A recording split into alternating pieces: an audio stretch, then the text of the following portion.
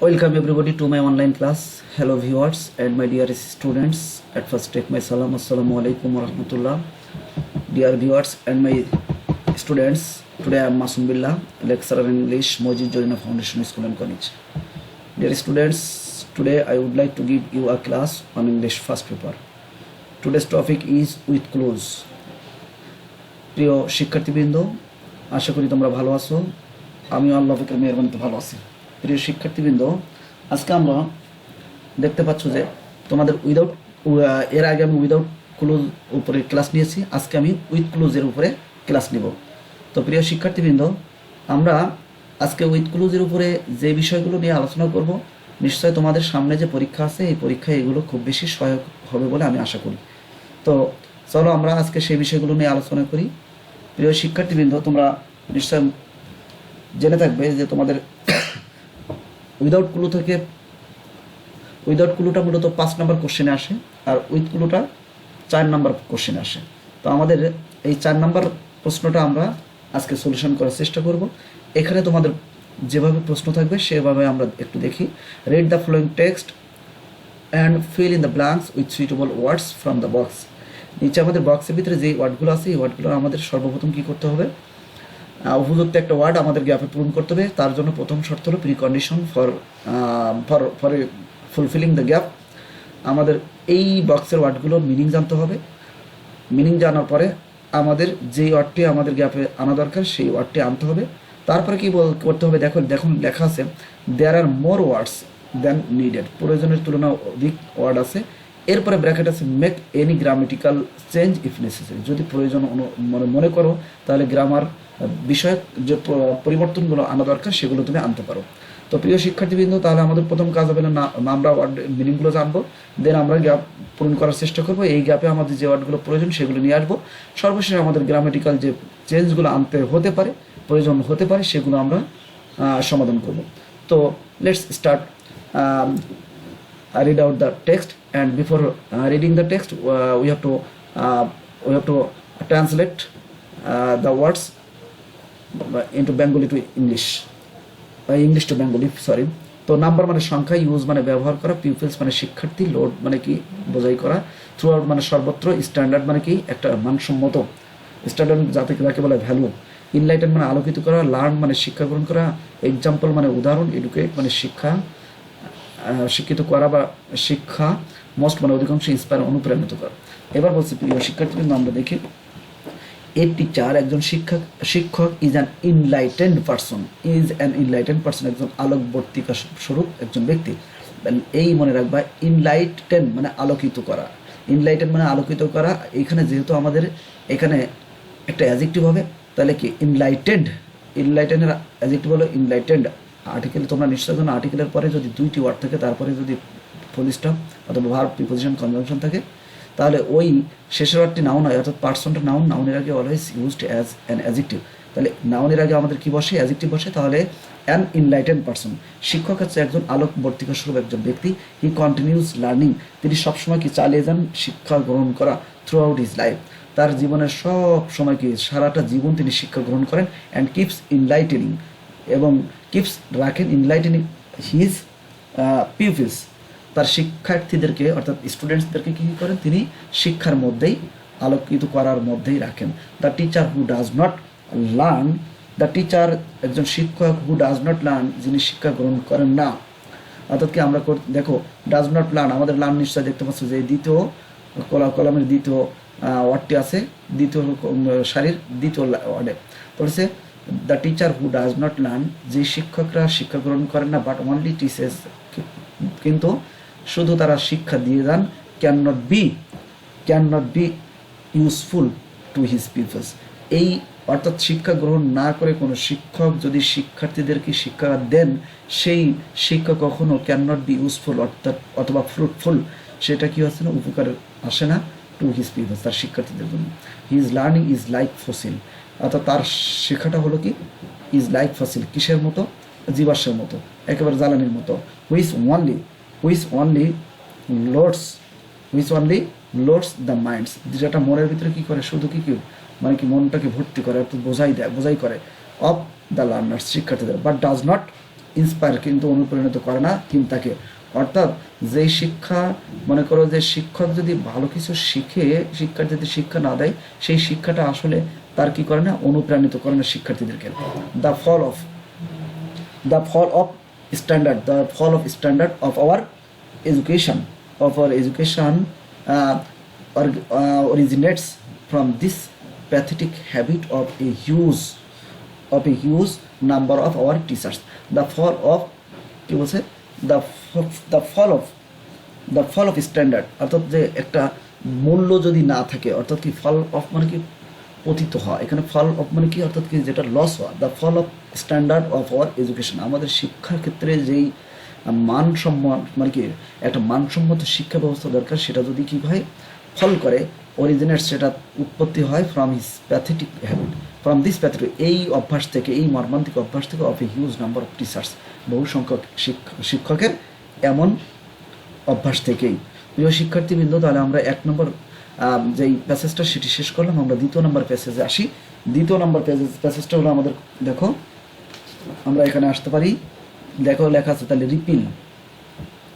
প্রিয় শিক্ষার্থীবৃন্দ, আমাদের 2 নম্বর প্যাসেজটাতে কি আছে দেখো, রিপিল মানে কি করা, রিপিল মানে প্রতিরোধ করা অথবা কি করা, নিবারণ করা, অর্থাৎ নিবারণ করা, প্রতিরোধ করা। নোন মানে পরিচিত, লোক মানে দেখতে, কন্ডিউসিভ মানে কি অনুগ্রাহী অথবা সহায়ক, কন্ডিউসিভ টু বসে। তারপর প্লেইং, এরপর রিনাউন্স মানে কি বিখ্যাত, প্রখ্যাত। ভিজিট মানে কি পরিদর্শন করা, অ্যাডমিন যুক্ত হওয়া। ফ্যাসিনেট মানে মোহিত করা, মুগ্ধ করা। বিউটি সৌন্দর্য। পিটি মানে দয়া। মাইগ্রেট মানে স্থানান্তর করা। প্রিয় শিক্ষার্থীদের, আমরা এখন এবার পড়ব কি, কুয়াকাটা ইজ আ বিউটিফুল, তাহলে বিউটি আছে আমাদের, দেখো কোথায় আছে, তাহলে কি এখানে বিউটি আছে, হবে কি বিউটিফুল। বিচটা কি নাউন, তাহলে নাউনের আগে কি বলবে, অ্যাডজেক্টিভ। তাহলে Kuakata is a beautiful beach, Kuakata হলো একটা সুন্দর কি আছে, বিচ মানে কি সৈকত। And it is renowned as a sanctuary for the migratory winter birds. এই স্যাংচুয়ারি মানে কি, স্যাংচুয়ারি মানে কি আশ্রয়স্থল বা অভয়ারণ্য। তাহলে অ্যান্ড ইট ইজ রিনাউন্ড, এটা হলো কি প্রসিদ্ধ, অ্যাজ এ স্যাংচুয়ারি মানে অভয়ারণ্য হিসেবে, for the migratory winter birds, অর্থাৎ কি অতিথি পাখিদের জন্য। তারপর কি fishing boats playing in the bay of Bengal with colourful sails look very beautiful. Fishing boats playing in the bay of Bengal, অর্থাৎ বঙ্গোপসাগরে চলমান যে মাছ ধরার নৌকাগুলো, উইথ কালারফুল সেলস মানে কি সুন্দর, মানে কি একেবারে কালারফুল, সেলস মানে পালে, সুন্দর পালে। এবার লুক ভেরি বিউটিফুল, যেগুলো খুব সুন্দর দেখায়। The lines of coconut trees মানে কি, অর্থাৎ কি নারকেল গাছের সারি। এবার বলছে অ্যাড টু, যুক্ত হয় the beauty of the beach, এই সৈকতের সৌন্দর্য আরও যুক্ত হয় কি নারিকেল গাছের যে অনেক সারি আছে সেগুলো। The culture of Rakhine community, Rakhine সম্প্রদায়ের যে সংস্কৃতি, কালচার মানে কি সংস্কৃতি। এরপর ফ্যাসিনেটস মানে কি মুগ্ধ করে, অর্থাৎ কি আকৃষ্ট করে, দ্য ট্যুরিস্ট, কাদেরকে, দর্শনার্থীদেরকে। Kuakata is also known as a remarkable place for the Hindus and Buddhists. Kuakata আরও কি পরিচিত, অ্যাজ এ রিমার্কেবল প্লেস, একটা বিখ্যাত উল্লেখযোগ্য স্থান হিসেবে, ফর দ্য হিন্দুদের জন্য, অ্যান্ড বুদ্ধদের জন্য। ইস ইয়ার, প্রত্যেক বছর, দ্য প্লেস ইজ ভিজিটেড, এই স্থানটাকে কি দর্শন করা হয়, অর্থাৎ কি ভ্রমণ করা হয়, বাই থাউজেন্ডস অফ ডিভোটিস, অর্থাৎ থাউজেন্ড মানে কি হাজার ডিভোটিস। এই ডিভোটিস মানে মনে রাখতে হবে যে উপাসক মণ্ডলী, অর্থাৎ কি যারা দর্শন করতে চায়, যারা মানে কোনো স্থান নতুন জায়গায় যেতে চায় তাদেরকে। অ্যাট প্রেজেন্ট, বর্তমানে, the communication is very conducive to the visitors to visit the beach. The communication is very conducive মানে কি খুব বেশি কি সহায়ক, অর্থাৎ খুব বেশি মানে কি অত্যন্ত মানে ইজ ভেরি ইম্পর্টেন্ট, অর্থাৎ গুরুত্বপূর্ণ, to the visitors to visit the beach, অর্থাৎ দর্শনার্থীদেরকে এই বিচ পরিদর্শনের জন্য। প্রিয় শিক্ষার্থীবৃন্দ, আমরা এবার 3 নম্বর ইসে যাব। 3 নম্বর যে আমাদের প্যাসেজটা আছে সেটা আমরা দেখতে পাচ্ছি এখন। 3 নম্বরটা কি লেখা আছে, পিপল ফ্রম বাংলাদেশ স্টার্টেড। ওকে, তো সরি প্রিয় শিক্ষার্থীবৃন্দ, আমরা তাহলে 3 নম্বরটা দেখবো। বলছে যে প্রাইমারি মানে প্রাথমিক, লিভ মানে বাস করা, নেটওয়ার্ক মানে অর্থাৎ কি যে যোগাযোগ, মাইগ্রেট মানে স্থানান্তরিত হওয়া, নিউ কামার্স মানে নতুনরা, অপরচুনিটি সুযোগ সুবিধা, ফার্স্ট মানে প্রথম, হাইড মানে লুকানো, কোম্পানিজ মানে বিভিন্ন কোম্পানি, প্রসেস প্রক্রিয়া, রিফিউট মানে তিরস্কার করা বা বাদ দেওয়া, চিপ মানে সস্তা। এবার দেখো পিপল ফ্রম বাংলাদেশের মানুষের স্টার্টেড দেয়ার মাইগ্রেশন, তাহলে স্টার্টেড দেয়ার মাইগ্রেশন, তাদের স্থানান্তর কি স্টার্টেড শুরু করেছিল দেয়ার মাইগ্রেশন টু ব্রিটেন, অর্থাৎ ব্রিটেনের উদ্দেশ্যে তারা ত্যাগ করা, মাইগ্রেশন মানে কি স্থানান্তর, শুরু করেছিল এই 1930s, অর্থাৎ 1930 সালে বাংলাদেশের মানুষেরা বাংলাদেশ থেকে ব্রিটেনে অর্থাৎ যুক্তরাজ্যে স্থানান্তর শুরু করেছিল। ব্রিটিশ শিপ কোম্পানিজ, অর্থাৎ ব্রিটিশ যে জাহাজের কোম্পানিগুলো used to engage people from Sylhet and they were, used to শুরু করেছিল এনগেজ মানে যুক্ত করা, পিপল মানুষকে ফ্রম সিলেট থেকে, and they were the first, তারা ছিল প্রথম টু স্টার্ট দ্য প্রসেস, এই প্রক্রিয়া শুরু করার ক্ষেত্রে to start the process of migration, অর্থাৎ স্থানান্তরের, অর্থাৎ এক দেশ থেকে অন্য দেশে যে স্থানান্তর প্রক্রিয়াটা তা শুরু করেছিল প্রথমেই কি হয়েছে ওই যে ব্রিটিশ শিপ কোম্পানিগুলো। The post war British economy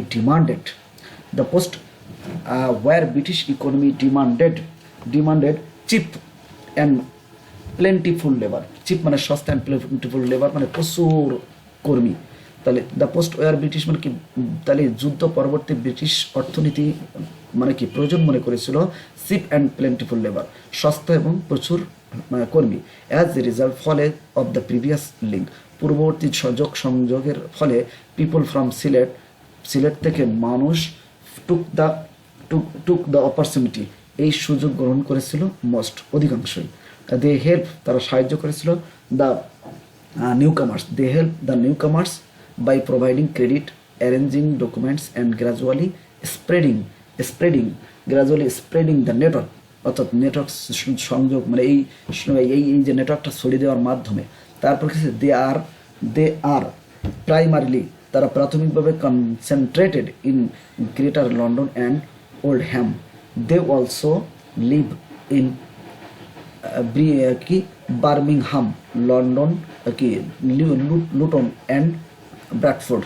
প্রিয় শিক্ষার্থীবৃন্দ, তাহলে আমরা যেই 3 নম্বর প্যাসেজটি পড়েছি, এবার আমরা 4 নম্বর প্যাসেজটি পড়ব, এবং এই 4 নম্বর প্যাসেজটি পড়ার মাধ্যমে আজকে আমাদের মোটামুটি ক্লাসটি শেষ হবে। তো প্রিয় শিক্ষার্থীবৃন্দ, তোমরা নিশ্চয়ই এখানে দেখতে পাচ্ছ যে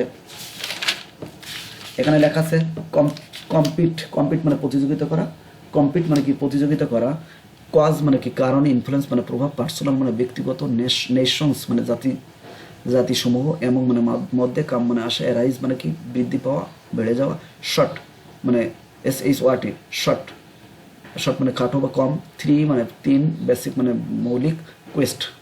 ওকে, তারপরে কনফ্লিক্টস আর, তাহলে কি conflicts are basically of 3 types, conflicts are basically, এখানে বেসিক্যালি অফ 3 টাইপস, অর্থাৎ সংঘাত অথবা দ্বন্দ্ব মূলত 3 ধরনের হতে পারে। এবার বলছে কি দে কাম আউট, তারা প্রকাশ পায়, অফ 3 ডিফারেন্ট আমরা কজেস, 3টি কারণে এই দ্বন্দ্বটা মূলত বেরিয়ে আসে। তাহলে কি দে কাম আউট, তারা বেরিয়ে আসে অফ 3 ডিফারেন্ট কজেস, 3টি ভিন্ন কারণে এই কনফ্লিক্টটা মূলত বেরিয়ে আসে।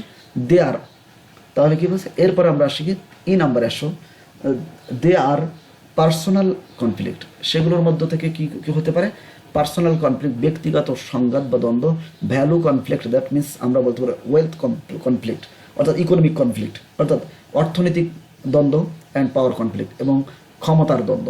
Economic conflict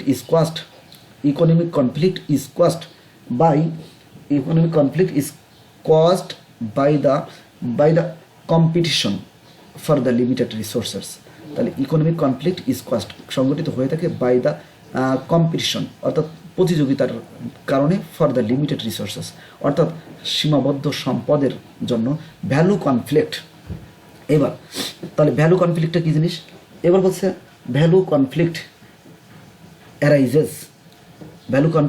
arises from the ভ্যারাইড preferences and ideologies. তাহলে ভ্যালু কনফ্লিক্টটা কী আছে, অ্যারাইজেস, যেটা বৃদ্ধি পায় ফ্রম দ্য ভ্যারাইড প্রিফারেন্সেস, আর ভিন্ন ভিন্ন অধিকতর পছন্দের বিষয়গুলো এবং আইডিওলজি এবং আদর্শগত বিষয়ের কারণে পাওয়ার কনফ্লিক্ট ওকার্স অ্যামং ইন্ডিভিজুয়ালস, অর্থাৎ ব্যক্তি পর্যায়ের সংগঠিত হয়ে থাকে, গ্রুপস দলীয় পর্যায়ে, অর ইভেন নেশনস এবং জাতির মধ্যে, বিভিন্ন জাতির মধ্যে, in the effort of maximising এবং in the effort of maximising the influence in the social setting, তাহলে maximising the influence in the social setting, অর্থাৎ সামাজিক যে সেটিংসটা আছে তার প্রভাবের মাধ্যমে। প্রিয় শিক্ষার্থীবৃন্দ, তাহলে আমরা আজকের ক্লাসটা আমরা উইথ ক্লোজের উপর করলাম এবং এই 4টা যে আমি উইথ ক্লোজ প্যাসেজ আমি সলিউশন করিয়েছি, তোমাদের জন্য নিশ্চয়ই এটা অনেক বেশি উপকারী হবে এবং তোমরা এটা বাসায় সুন্দর করে দেখবে। সাথে সাথে তোমাদের একটা হোমওয়ার্ক থাকবে, সেটি হলো প্যারাগ্রাফ। প্রিয় শিক্ষার্থীবৃন্দ, এই প্যারাগ্রাফটি থাকবে ডায়াসপোরা, এর আগেই আমি তোমাদেরকে পড়া দিয়েছিলাম, তো ডায়াসপোরা প্যারাগ্রাফটা খুব সুন্দর করে দেখবে। এরপরে আমার অনলাইনে ক্লাসে তোমরা যুক্ত থাকার জন্য তোমাদের সকলকে অসংখ্য অসংখ্য ধন্যবাদ এবং অভিনন্দন জানিয়ে আমি তোমাদের কাছে সকলের কাছে দোয়া আছে, তোমাদের জন্য দোয়া কামনা করে আজকে ক্লাসটা এখানে বিদায় নিচ্ছি। সবাই ভালো থাকবে। All the best everybody. See you again ইনশাল্লাহ by the grace of almighty আল্লাহ। আসসালামু আলাইকুম ওয়া রাহমাতুল্লাহ।